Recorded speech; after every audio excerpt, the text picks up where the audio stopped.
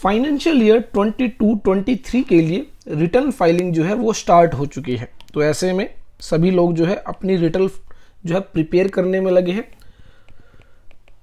That is assessment year 2023-24। तो ऐसे में एक बात का यहां पर आपको ध्यान रखना है, काफी सारे लोग कंफ्यूज्ड हैं रिगार्डिंग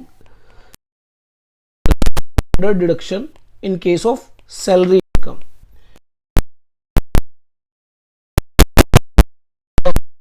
आपको एक स्टैंडर्ड डिडक्शन मिलती है 50,000 रुपीज की। इट मींस आपकी जितनी भी सैलरी इनकम है उसमें से 50,000 रुपीज जो है लेस कर दिए जाते हैं और उसके बाद जो है आपको अपनी टैक्सेबल सैलरी पर टैक्स पे करना होता है।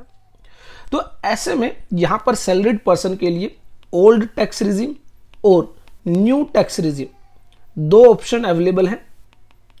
इन दोनों में से जो भी उसके लिए बेनिफिशियल होगा वो चूज करेगा, अपनी टैक्स लायबिलिटी पे करेगा और अपनी रिटर्न फाइल करेगा। लेकिन याद रखें, ओल्ड टैक्स रिजीम के अंदर आपको यह जो स्टैंडर्ड डिडक्शन है 80,000 रुपीज 50,000 रुपीज की, यह अवेलेबल रहेगी। यस, आप ले सकते हैं, क्लेम कर सकते हैं 50,000 रुपीज की स्टैंडर्ड डिडक्शन।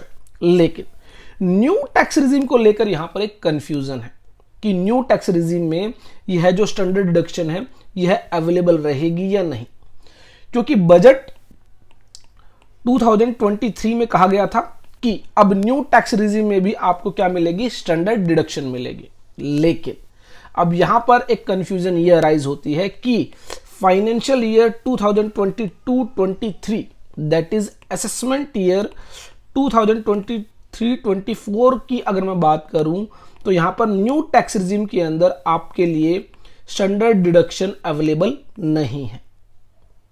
जी हां, अगर आप new tax regime section 115 BAC अगर आप रीड करेंगे तो वहां पर देखेंगे कि यहां पर कहा गया है कि for the purpose of new tax regime the total income shall be computed without any exemption और डिडक्शन।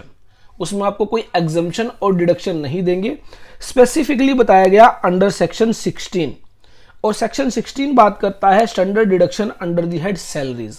इट मींस आपको जो है सैलरी हेड में स्टैंडर्ड डिडक्शन नहीं मिलेगी अगर आप न्यू टैक्स रिजीम को फॉलो करते हैं फॉर द असेसमेंट ईयर 2023-24।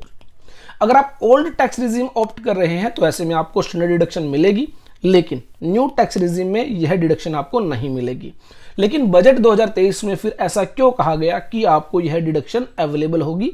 तो इसके रिगार्डिंग आपको याद रखना है कि 1 अप्रैल 2024 से यह बदलाव आएगा। कौन सा बदलाव आएगा कि for the purpose of total income shall be computed without any exemption or deduction under section 16। लेकिन अब यहां पर आप देखेंगे एक बदलाव कर दिया गया है कि यहां पर स्टैंडर्ड डिडक्शन को जो है क्रॉस कर दिया गया है। तो ऐसे में इसका मतलब फाइनेंशियल ईयर 2023 और 24 दैट इज असेसमेंट ईयर 2024-25 से यहां पर स्टैंडर्ड डिडक्शन अवेलेबल रहेगी even in case of new tax regime. तो ये आपको ध्यान रखना है कि assessment year 2024-25 that is next assessment year जब आप रिटर्न फाइल करेंगे तो वहां पर आपको जो है स्टैंडर्ड डिडक्शन मिल जाएगी 50,000 रुपीज की अंडर सेक्शन 16। तो काफी सारे लोग कंफ्यूज्ड है। हम जब सैलरी इनकम के केस में ITR 1 फाइल कर रहे थे तो बहुत सारे लोगों को यह कंफ्यूजन था कि न्यू टैक्स रिजीम में अब जो है स्टैंडर्ड डिडक्शन अवेलेबल कर दी गई है तो आप स्टैंडर्ड डिडक्शन लेस क्यों नहीं कर रहे हैं। तो ऐसे में ध्यान रखें, असेसमेंट ईयर 23-24 के लिए स्टैंडर्ड डिडक्शन अवेलेबल नहीं है अगर आप न्यू टैक्स रिजीम को ऑप्ट करते हैं, और अगर आप ओल्ड टैक्स रिजीम को ऑप्ट करेंगे तो आपके लिए स्टैंडर्ड डिडक्शन अवेलेबल रहेगी। लेकिन assessment year 24-25 that is next year से new tax regime as well as old tax regime दोनों के अंदर ही स्टैंडर्ड डिडक्शन आपको मिल जाएगी। तो हमारी एक वीडियो थी जो थी regarding standard deduction in case of salary income, जिसको लेकर काफी सारे लोग कंफ्यूज थे। आई होप आपका यह कंफ्यूजन अब दूर हो गया होगा। अगर आपने अभी तक हमारे YouTube चैनल को सब्सक्राइब नहीं किया है, जल्दी से कर लीजिए। इसके अलावा आप हमारी ऐप को इंस्टॉल कर सकते हैं प्ले स्टोर से, डिस्क्रिप्शन में भी लिंक दिया गया है। Thanks for watching, keep liking, keep sharing, keep subscribing.